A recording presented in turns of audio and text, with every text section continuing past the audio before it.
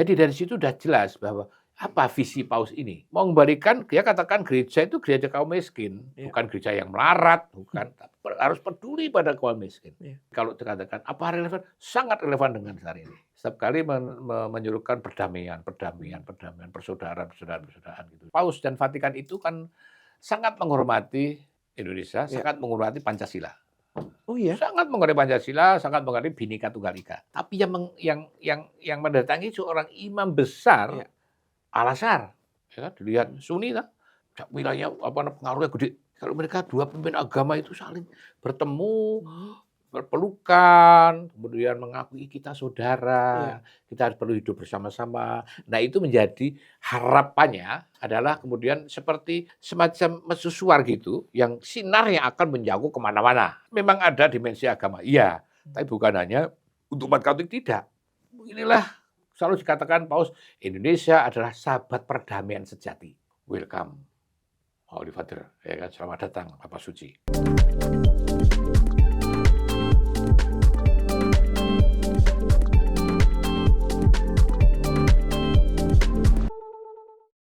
Halo sahabat kompas.com, saya Fabian Januaris Kuado. Malam ini saya kedatangan tamu terhormat, Dubes Indonesia untuk Tahta Suci Vatikan, Mas Trias Kun Cahyono. Selamat malam, Mas Selamat Trias. malam, Fabian. Terima kasih ya sudah Iya, diundang ke siap. sini. Kami yang Nah, terima suara kasih. saya agak ini udah mulai grok-grok kali ya. Enggak, masih lantang berbunyi nyaring. Ya. Gimana Mas Trias, rasanya kembali ke kantor Kompas? Iya, senang lah karena saya Iya. kan 30 tahun kerja 30 di tahun sini di sini. kan. 30 tahun kerja sini.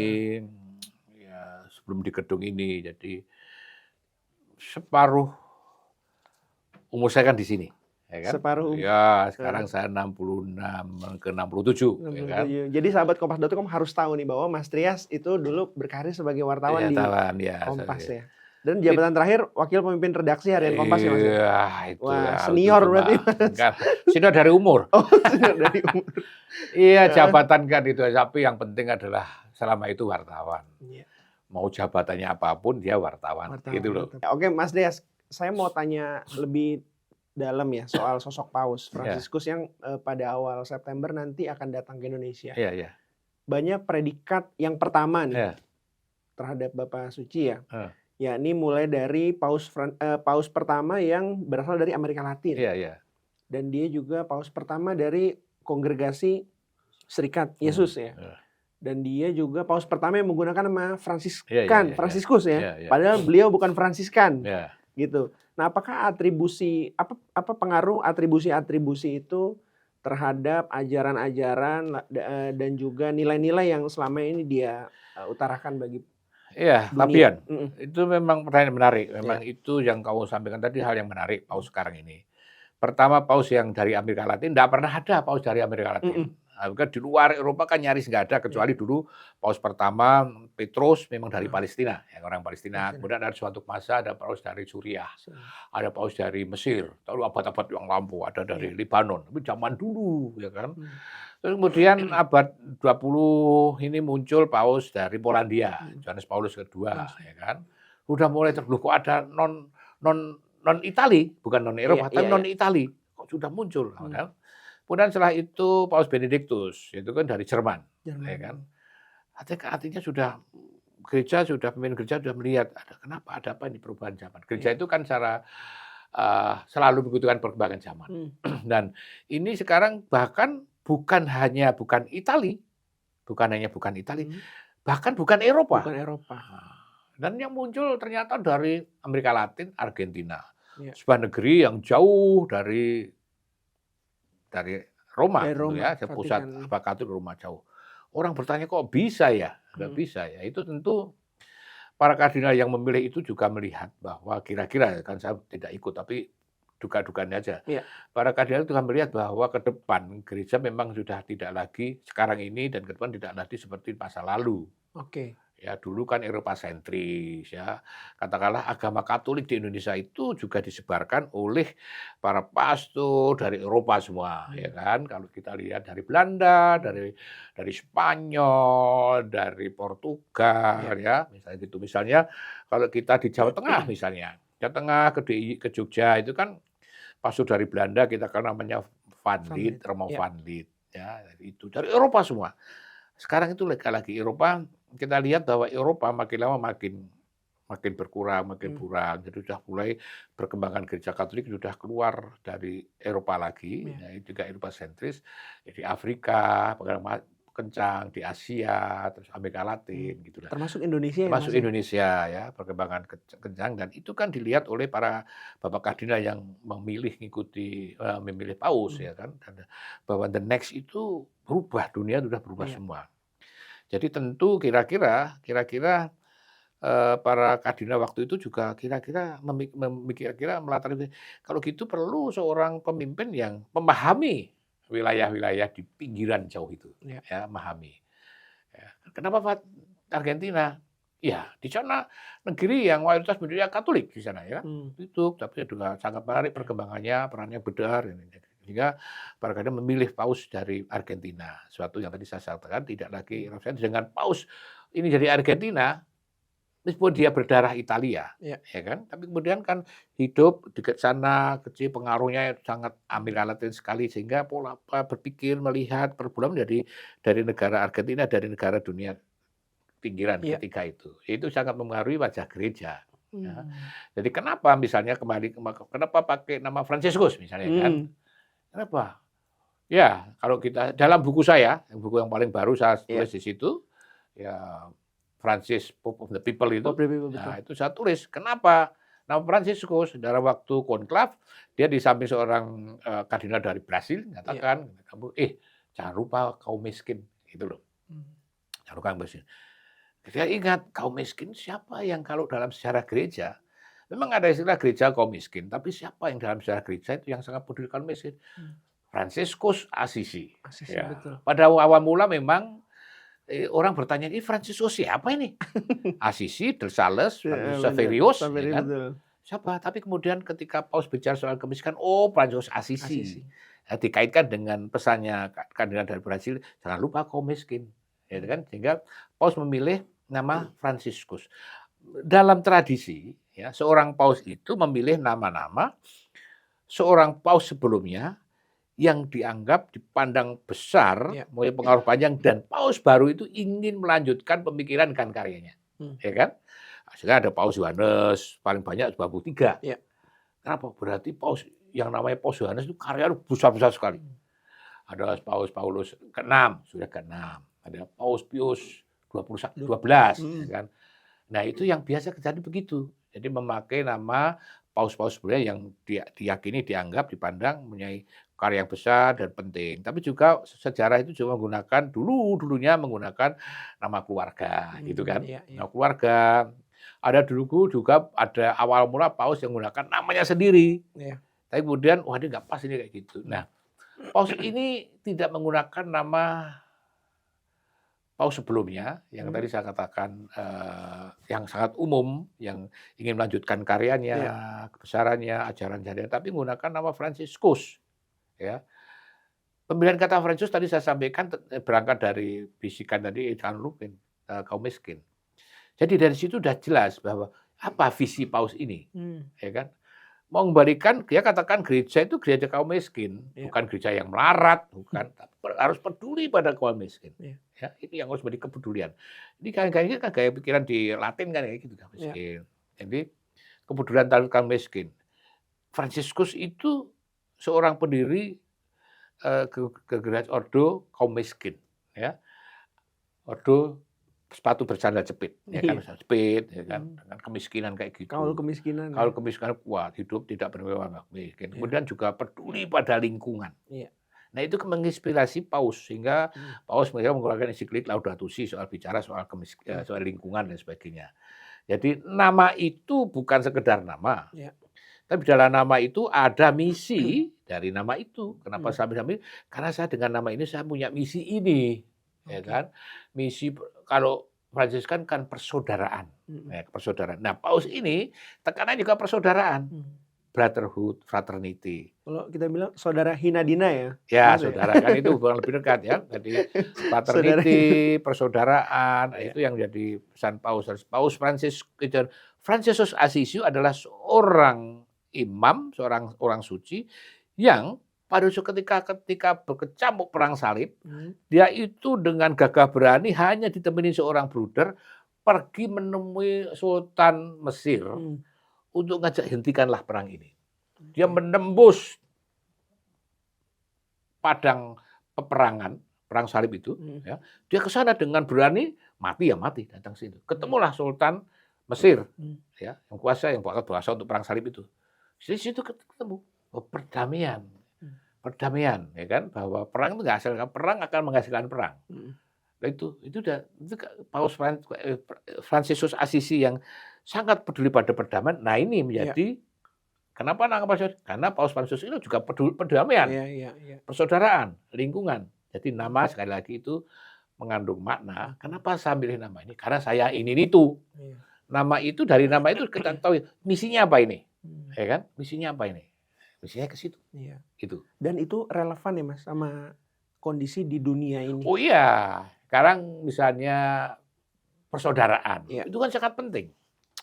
Banyak negara yang kacau balau, ya kan, persaudaraan. Kalau Paus itu kan misalnya dengan ensiklik nanti dengan apa namanya ensiklik bukan ensiklik, dengan dokumen Abu Dhabi, ya kan, Fraternity itu kan Tuhan kita adalah saudara, we are brother. Dan itu diucapkan oleh Fransiskus Assisi pada waktu itu. Kita tuh saudara. Kamu agama apa, suku apa, itu enggak masalah, tapi kita saudara. Sebagai saudara, ada perbedaan, okay. Tapi tidak perlu perbedaan itu ditonjol-tonjolkan, tapi carilah kita jalan persamaan untuk hidup bersama. Ya kan? Jadi itu zaman sekarang sangat penting. Perang, karena apa? Karena mengingkari persaudaraan itu. Ya kan? Perang kan mengingkari persaudaraan. Padahal kita saudara, kenapa perang? Gitu ya. Sehingga harus damai. Lingkungan, ya kan? Tadi saya katakan Fransiskus Assisi sangat peduli lingkungan.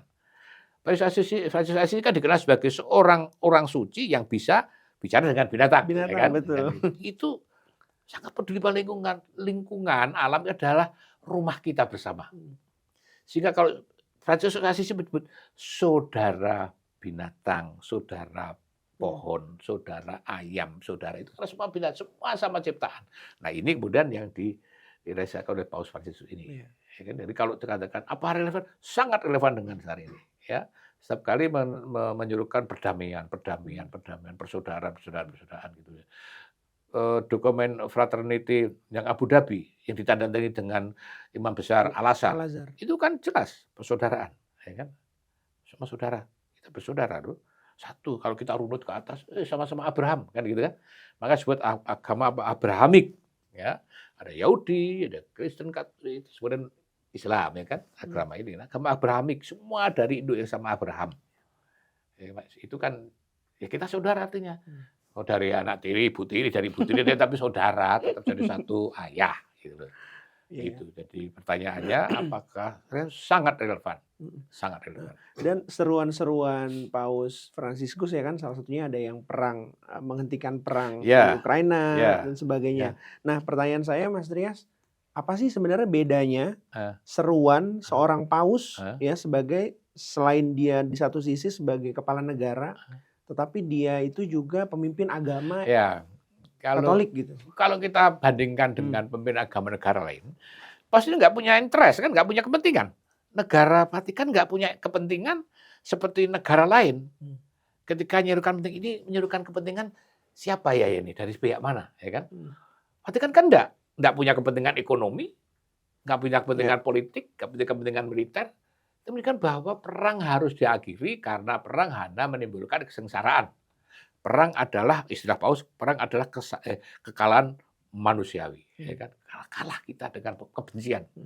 Jadi penjaga moral gitu ya. Ya, kalau memang diakui sebagai penjaga moral dunia itu pemimpin. Sekarang kan Paus ini agama Katolik dengan Paus itu menjadi satu agama yang punya akses kemana-mana, yang punya jadi apa namanya ada pengamat PBB permanen dan sebagainya, masih belum kuat. Jadi kalau seruannya tentu sangat berbeda, ya tentu sangat dengan pemimpin negara lain. Ketika serangan 7 Oktober di Gaza oleh Israel itu, kan dia yang pertama-tama menyerukan ceasefire. Terus menunjukkan ceasefire, nggak ada gunanya, ceasefire terus, baru negara lain, ceasefire, itu perang. Masa di mana Ukraina juga. di Nigeria juga, di Yaman juga, terus itu. Jadi masalah apa namanya Myanmar, ya kan. Hmm. Jadi Hmm. Mas, lantas apa menurut Mas Trias pengaruhnya apa? Seruan-seruan paus itu terhadap dalam tanda kutip ini perbaikan dunia lah gitu ya, Mas. memang ya Iya. perdamaian itu kan tidak muncul mendadak sontak. Seperti Oke. kita memunculkan perang nembaknya jadi perang. Sejarah dunia kan menjelaskan gitu, perang dunia pertama karena pembunuhan terhadap Ferdinand, ya, Iya. Pangeran Ferdinand. Tapi menghentikannya itu panjang lebar. Jadi Iya. kita apakah kalau paus menyuruhkan damai terus damai? Ya tidak. Tapi memang harus ada yang bersuara. Hmm. Harus meneriakan, ada orang yang mengingatkan. Hmm. Ya kan? Ini suruhan moral, ya. Moral tidak tadi saya katakan ini bukan seruan seorang pemimpin yang punya kepentingan politik, tidak. Tidak seorang pemimpin yang punya interest politik, kepentingan untuk bahwa Vatikan punya ini penting, enggak. Ini suruhan moral yang mengingatkan banyak orang bahwa ini jalan tidak benar loh. Harus ada yang bisa meneriakan. Jadi menjadi sangat penting orang yang pemimpin yang selalu ada yang menyuruhkan kepentingan moral, etika, moral itu harus ada juga. Sementara tadi saya sampaikan setiap negara itu kan punya vested interest masing-masing, ya, kepentingan masing-masing. Sehingga setiap kali seruan kan harus dibaca. Ini siapa yang berseru, kepentingan siapa, gitu kan. Kalau Vatikan kan enggak, Vatikan ya sudah dia tugasnya itu. Ya, mengajak orang, menyadarkan orang untuk kembali hasilnya nggak bagus loh, ya kan? Perang hasilnya ini loh, ya kan? Sehingga ya tanpa henti-hentinya paus itu menyuruhkan perdamaian. Setiap kali semua negara disinggung dan doa-doa itu perdamaian. Karena itu satu-satu jalan. Dan kedatangan paus besok di Indonesia itu juga berarti termasuk relevan ya sama apa seruan-seruan yang selama ini disampaikan. Sangat relevan ya. Ini kan kalau kita paus dan Vatikan itu kan sangat menghormati Indonesia, sangat menghormati Pancasila. Oh iya. Sangat menghormati Pancasila, sangat menghormati Bhinneka Tunggal Ika. Paus nih ya Mas. Paus ya Vatikan itu sejak Tata Suci melakukan hubungan diplomatik dengan Indonesia tahun 47, itu salah satunya adalah keterpesonaannya Paus Pius XII dengan Pancasila. Oke. Pancasila itu yang meletakkan ketuhanan yang Maha Esa di tempat yang paling tinggi. Dan semua menyepakati, oh iya ini paling tinggi. Semua agama ini ketuhanan itu harus ada. Ya. Mengaku adanya Tuhan. Ya, itu sangat. Dan kemudian Pancasila itu oleh Paus Pius dulu disebut sebagai jembatan yang menghubungkan Indonesia dengan Tata Suci. Jembatan apa? Jembatan kemanusiaan, ketuhanan sama di jembatan. Ya. Jadi rumus itu menjadi sangat memukul Paus Pius kedua waktu itu. Karena kemudian juga berlanjut, paus-paus selanjutnya juga.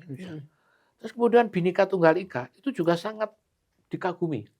Ini Indonesia negeri yang diversity-nya sangat, ya, agama, suku, ras, bahasa, kultur, tapi bisa bertahan sejak 45 tahun 28 satu nusa atau satu bahasa, ya kan?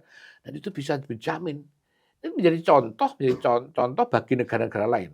Negara lain sementara kan misalnya Balkan, pecah-pecah nggak karu-karuan. Timur Tengah nggak selesai-selesai ya. Misalnya entah karena urusan agama bisa beda mazhab atau apa ya, Suriah, Tunisia, Libya gitu banyak, Libanon sebentar lagi perang banyak gitu. Nigeria Utara Selatan ya. Itu juga bentrokan terus ya. Yaman ya kan. Nah, Indonesia tidak. Ya kita akui bahwa adalah dinamika bentrok itu wajar. Tapi secara keseluruhan tetap bersatu. Saudara bertengkar wajar. Ya wajar ya kan, tetapi persatuan tetap dijaga. Iya. Ya, maka itu menjadi satu hal yang saya katakan Paus sangat menguji itu. Yang kedua, Paus itu juga sangat berterima kasih karena yang diberikan tadi, bahwa Katolik yang cuma sedikit ini mendapat 3,8 ya, dapat tempat, dapat perlindungan, beribadah dengan aman. Tapi ada lah ya itu berapalah gitu ya. Itu bagi bentuk datang kasih juga terima kasih ya kan. Kemudian Islam Indonesia ya sangat beda gitu kan. Kata orang beda sangat itu juga mau belajar gimana sih kok bisa kayak gini kayak gitu ya. Jadi itu kira-kira. Lantas kenapa ya kemarin dokumen persaudaraan itu justru ditandatanganinnya bersama Imam Besar Al Azhar bukan di Indonesia? Ya belum. ya kan? Oke. Kalau kan memang kenapa pertama di sana? Loh, yang banyak bersoal di sana. Dia kan mengatakan, Loh, we are brother, ya kan, kita saudara. heeh. Kita kan enggak banyak bersoal. Bukankah itu baik justru jadi Iya, contoh iya, kita gitu? iya, tahu. Tetapi kan mengingatkan ini kalian saudara loh, kan ya. Oke. Tapi yang mendatangi seorang imam besar Iya. Al-Azhar tinggi, ya kan, dilihat Mhm. Sunni lah, wilayahnya pengaruhnya gede. Mhm. Kalau mereka dua pemimpin agama itu saling bertemu, Mhm. berpelukan, kemudian mengakui kita Iya. saudara, kita harus perlu hidup bersama-sama. Nah, itu menjadi harapannya adalah kemudian seperti penandatanganan dokumen di Brotherhood Fraternity itu di Iya. Abu Dhabi, semacam mercusuar gitu, yang sinarnya akan menjangkau kemana-mana, ya kan. Termasuk Kalau Indonesia. sebuah mercusuar Iya. dinyalakan lampunya, itu sinar ke segala penjuru, Iya. yang jauh kesinaran, sebenarnya. Nah, itu makanya sangat penting memang di Timur Tengah, sehingga ya mengingatkan ulang, ya, Mhm. mengingatkan ulang pada masyarakat Timur Tengah bahwa yuk saudara, kita saudara, Mhm. ya. Yang kita lihat di Qatar lah, di mana di banyak gitu. Kenapa tidak di Indonesia? Indonesia memang tapi contoh yang paling Iya. baik sampai sekarang tadi saya sampaikan, sehingga nantinya pun di Istiqlal ada lagi pendatangan seperti itu. Oh, akan ada lagi ya? Ada pendatangan itu yang more or less mirip dengan Abu Dhabi, tapi lebih Oke. pendek, ya Oke. kan. Kenapa di Istiqlal tidak di katedral? Ini simbolisasi kan, simbol, Iya, iya. ya kan. Kalau di katedral, ini normal ngapain di katedral gitu kan. Nah, kalau di Istiqlal, bicara Iya. ketika ada interfaith dialog antara Paus dengan berbagai macam pimpinan agama di Iya. kita, yang tuan hostnya adalah Kiai Nazdruddin Umar ya. Iya. Ya itu Nazdruddin Umar. Nazdruddin Umar di situ ditandai kesepakatan deklarasi untuk kita lah mengingatkan ulang. Mhm. Tadi saya katakan, ini penegasan karena memang ada keinginan Paus menjadikan Indonesia sebagai contoh, tadi saya katakan. Mhm. Contoh loh, ini loh negara yang bisa saling menghormati, beda agama, beda suku, beda ras, tapi menghormati. Mhm. Memang sana sini kadang-kadang ada cetusan, itulah Iya. dalam bahasa politik dinamika politik. Dinamika Tapi politik. tidak meruntuhkan rumah persatuan itu, Iya. ya kan. Rumah tetap kadang gentengnya bocor ya ada ganti lah. Kadang catnya kurang bagus cat ulang Iya. gitu kan. Ini ada usuknya itu dimakan rayap ya ganti. Tapi secara keseluruhan bangunan rumah persaudaraan itu tetap berdiri kokoh. Dan itu yang akan disampaikan pada masyarakat, ini loh Indonesia Iya. kayak gini.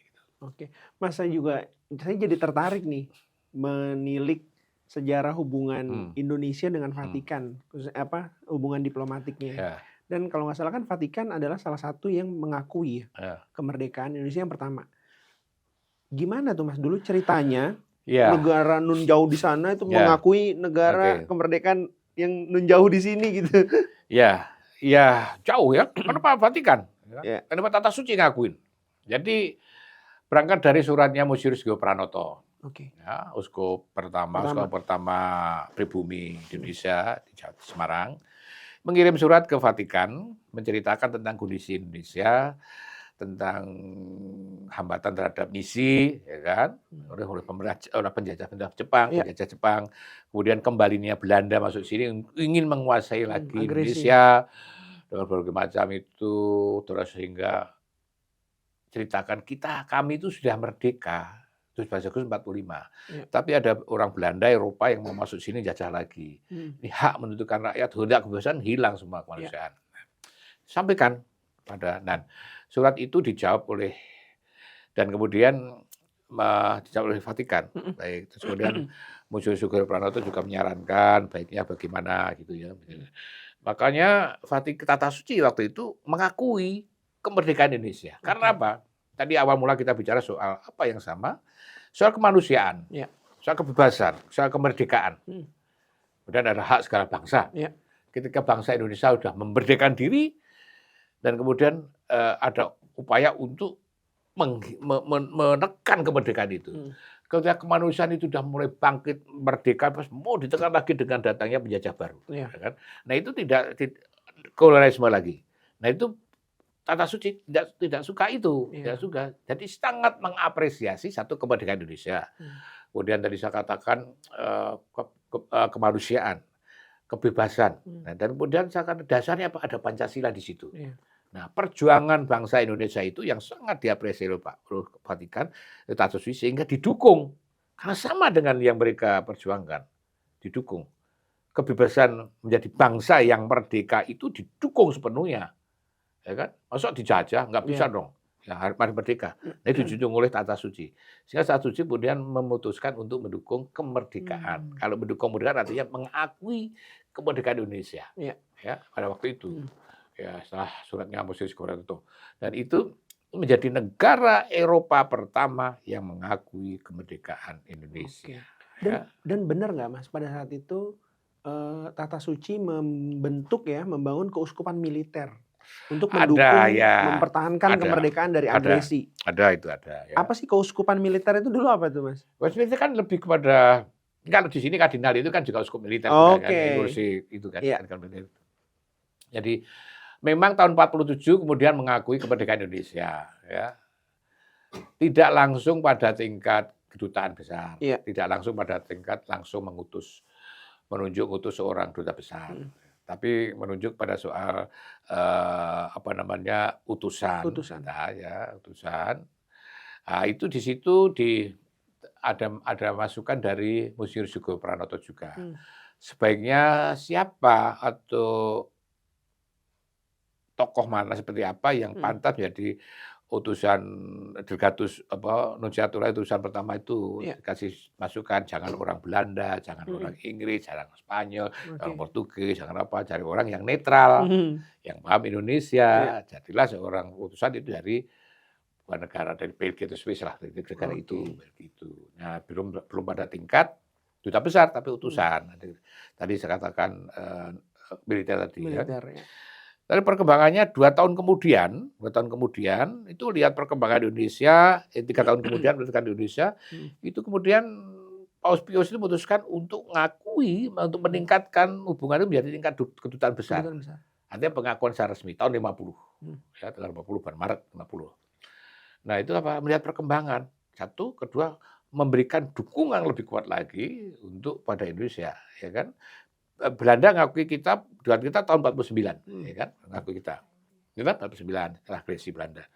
Nah, kemudian tahun 50 itu Vatikan memutuskan untuk meningkatkan hubungan pada taraf hubungan diplomatik full resmi. Pada saat itu muncullah dubes baru itu. Alasannya tadi jadi ada progres, memang harus didukung ini. Dan risalah saya harus disebutkan bahwa bangsa ini, Paus Pius katakan memang pantas untuk didukung. Ada itu kalimat itu, pantas untuk didukung, pantas untuk diberi dorongan, pantas untuk diberi semangat. Sehingga ditingkatkan hubungan kepada sampai tingkat duta besar. Ya.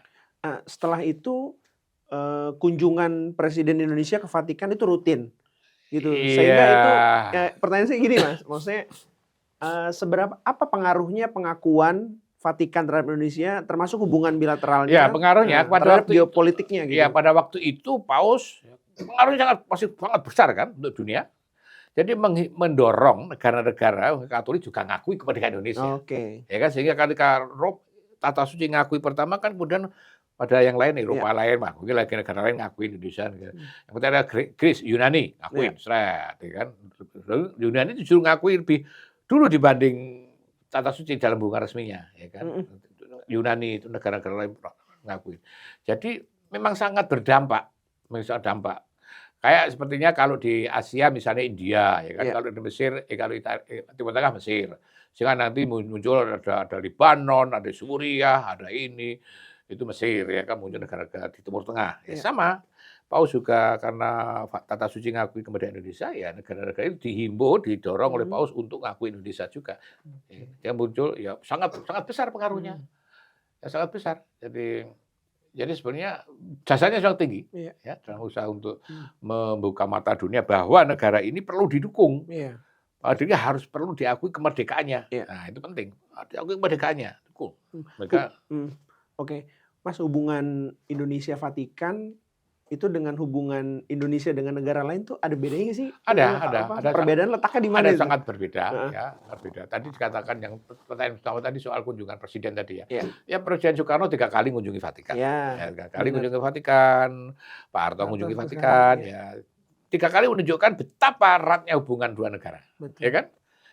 Kalau nggak erat ngapain sampai 3 kali, kan? 3 kali hubungan negara. Nah, tadi hubungan pertama-tama diketahui bahwa Tata Suci itu adalah Roma atau pusat agama Katolik Iya. dunia, ya kan? Itu pusatnya di situ. Jadi seorang nunsius, seorang duta besar Vatikan itu yang dalam rumusannya adalah kepanjangan tangan Paus. Yang pertama-tama adalah bahwa mereka itu yang pertama tugasnya adalah urusan antara gereja pusat dan gereja lokal. Iya. Gereja pusat itu Roma, dan lokal kalau Indonesia di Indonesia. Indonesia. Jadi seorang uskup, seorang nunsius, seorang duta besar, urusannya itu yang pertama-tama. Gereja lokal, Iya.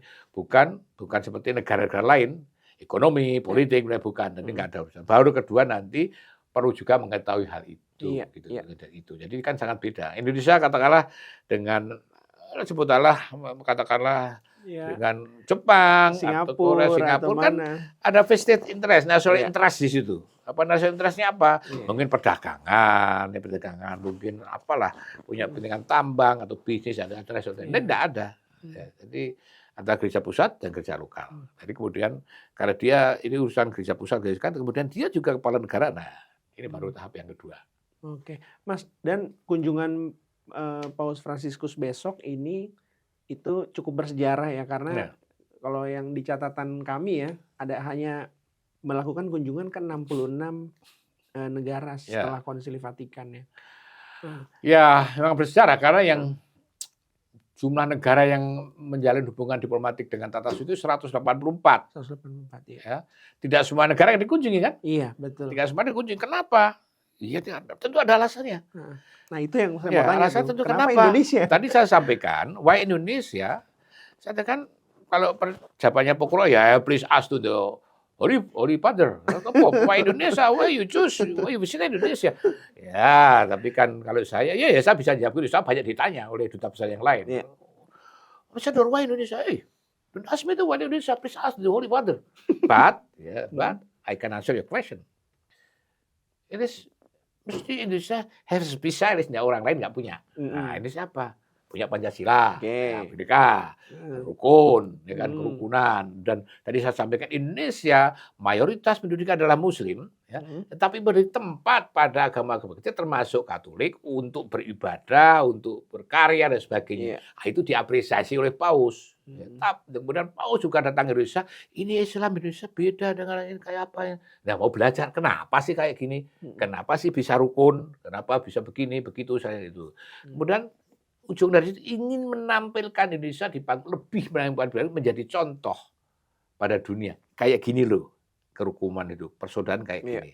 Jadi Indonesia dijadikan sampel, sebagai contoh untuk menjadi contoh dunia. Ya, dibandingkan dengan katakanlah Nigeria tadi, utara, selatan, tabrakan terus, timur tengah, yuk lihatlah, timur tengah mau mana lah. Gitu. Layu terus, nggak damai-damai ya kan. Kemarin saya baru baca, karena fokus pada Palestina, ISIS mau muncul lagi, ya, gitu ada juga kan, itu kan kita lihat Ukraina, kapan dulu tuh Yaman, nggak selesai Yaman, Nah Indonesia tidak, ya kan? Kenapa Indonesia? Kenapa Indonesia Paus melihat bahwa Indonesia bisa menjadi contoh. Ya. Tadi saya sampaikan panjang lebar karena punya Pancasila, karena Bhinneka Tunggal Ika, sehingga disitulah persatuan, ketuhanan, persatuan, demokrasi, saling mendukung, ada semua. Yang tidak dimiliki oleh negara lain. Ya. Ada kekurangan sana sini ya wajar. Tapi why Indonesia? Karena Paus melihat bahwa Indonesia ada spesifik,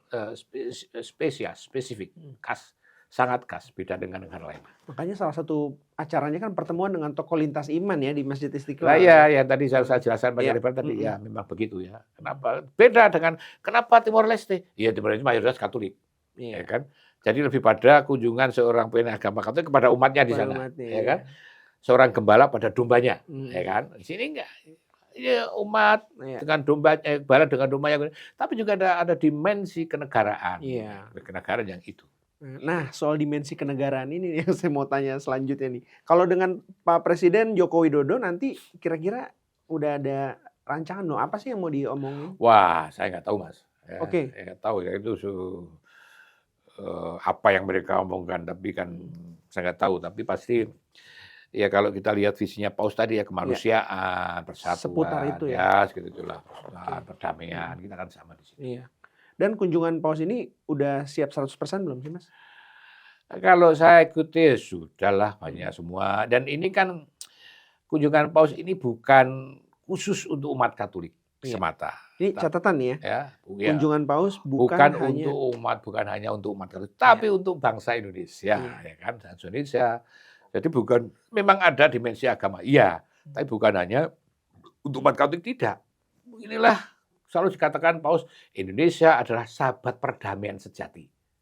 Paus katakan Indonesia sahabat perdamaian sejati. Katakan begitu rumusannya. Jadi memang datang sini untuk menyapa orang Indonesia. Maunya apa? Lebih mempererat hubungan dua negara, Iya. ya kan? Jadi sekali lagi ini Paus bukan hanya untuk orang Katolik, untuk seluruh bangsa rakyat Indonesia. Iya, Ya. iya, iya. Sehingga kita lihat bahwa antusiasme juga tidak hanya dari orang umat Katolik, tapi juga yang lain membantu. Ini kunjungan besar, ini tokoh besar, tokoh moral besar, itu yang semua mendukung, gitu kan.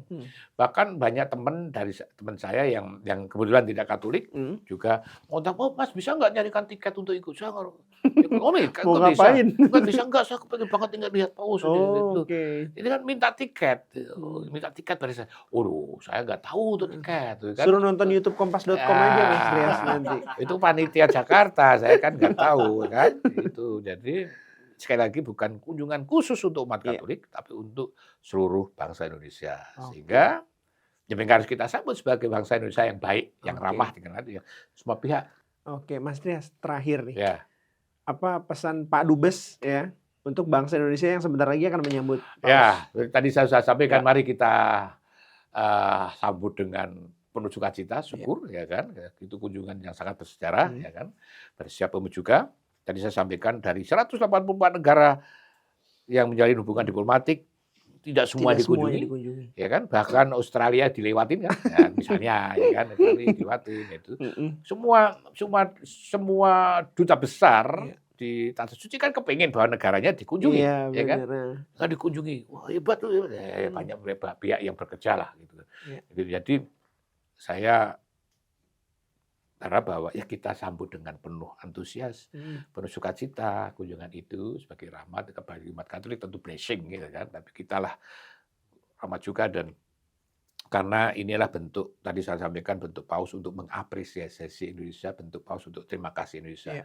Jadi dengan pesannya, pesan persaudaraan, perdamaian, kemanusiaan ini yang sangat digarisbawahi itu, kita harus berbangga dengan itu semua. Oke. Ya, bahwa kemanusiaan kita, bahwa persaudaraan kita diapresiasi sangat tinggi, ya kan? Itu yang jadi contoh. Welcome, Holy Father, ya kan? Selamat datang, Bapak Suci, ya kan? Oke, Itu ya, Bapak Suci. Oke, terima kasih Sama-sama, banyak Mas Fabian. Rias Kuncayono, Duta Besar Indonesia untuk Tanah Suci. Ya, Oke, itu dia sahabat kompas.com, ngobrol-ngobrol kami sudah mau jam berapa ini? menjelang tengah malam ini. Aduh, maka saya makin teler ini. Suara saya makin habis ini. Iya, tapi tetap lantang kok tadi sendiri. Aduh, ya. Oke, itu aja sahabat kompas.com. Semoga pembicaraan ini menjadi mercusuar yang sinarnya bisa Amin. Ya. bisa apa nih jadi? Ya, Bisa menerangi kan? pembaca kompas.com ini malah gitu. Moga-moga. Amin. Kita berdua. Oke. Ya. Saya Fabian Januari Squado. Sampai jumpa di wawancara kami selanjutnya.